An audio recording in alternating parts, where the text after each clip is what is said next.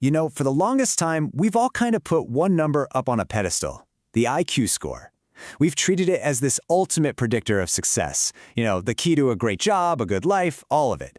But what if that whole time we've been missing a huge part of the picture? I mean, is a high IQ really the whole story? Does being book smart automatically make you life smart?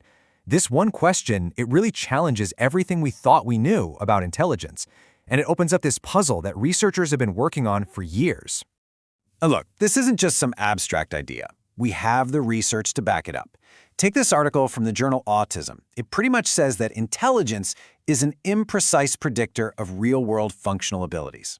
It found that even for people with really high IQs, that score just doesn't tell you how well they can actually navigate their daily lives. So, if IQ isn't the answer, what is? Well, the missing piece of this puzzle, the thing that explains the gap between what someone can do on a test and what they actually do in real life, is something called adaptive behavior. And honestly, understanding this changes everything.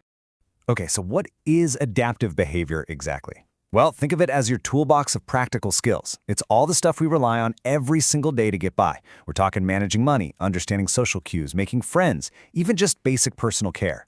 Bottom line, these are the skills you need to live independently.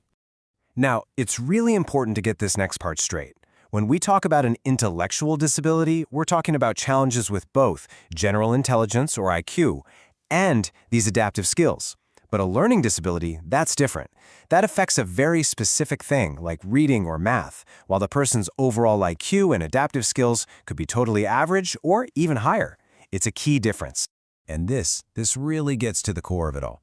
This isn't about what a person is capable of doing under perfect conditions, in a quiet room with a test in front of them. No, it's about what they consistently and independently do out there in the messy, unpredictable, real world. It's that gap, right? The gap between knowing what to do and actually doing it when it really matters. That's the gap we need to focus on. And here's where it gets kind of worrying. For a lot of people, this gap between what they know and what they can do in the real world, it doesn't get smaller over time. In fact, a lot of the research shows it actually gets wider. Just take a look at this chart. It really spells out the problem. See how the IQ scores stay pretty stable between the younger and older kids? But now look at the scores for adaptive skills, communication, socializing, daily living. They drop a lot. As life gets more demanding with age, these crucial skills just aren't keeping up, and that gap gets bigger and bigger. And this isn't just numbers on a chart, This widening gap has huge real-world consequences. One study followed people from age 26 all the way to age 46. And the results? They're pretty shocking. The percentage of people with poor or very poor life outcomes actually went up over those 20 years. It's a wake-up call that without the right kind of support, a high IQ just isn't enough. Okay, so we see the problem. The big question is, what do we do about it? Well, the good news is we can absolutely build a bridge across this knowing-doing gap. The solution is really about shifting our focus away from just measuring potential and toward actively building those practical real-world skills. And we're not starting from scratch here. We've got a whole toolbox of strategies that we know actually work. Things like early behavioral interventions, direct instruction of skills, and really good parent training have all been shown to make a massive difference, especially when you start early. For adults, there's this brilliant model called supported employment. Instead of years of training for some job they might get one day, this place-then-train idea gets a person into a real job fast, something that fits their interests. And then the support they need is provided right there on the job for as long as it takes.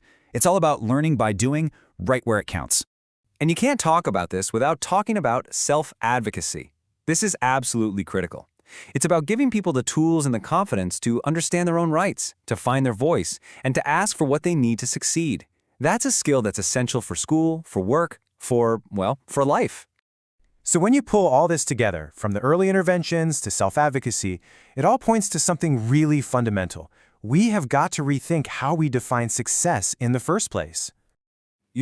After digging through all the evidence, it really boils down to this one powerful idea, which the researchers themselves put perfectly. Adaptive skills may be a better predictor of positive adult outcome than IQ alone. In other words, what a person can actually do in their daily life tells you way more about their future.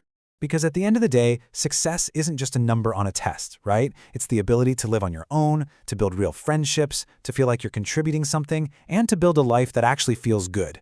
That's the real measure of success. And that really leaves us with a question to think about, for all of us. In our own schools, in our jobs, in our communities, how can we be part of that shift? How can we finally move past just measuring potential and start focusing on building and celebrating the real-world skills that make for a truly successful life?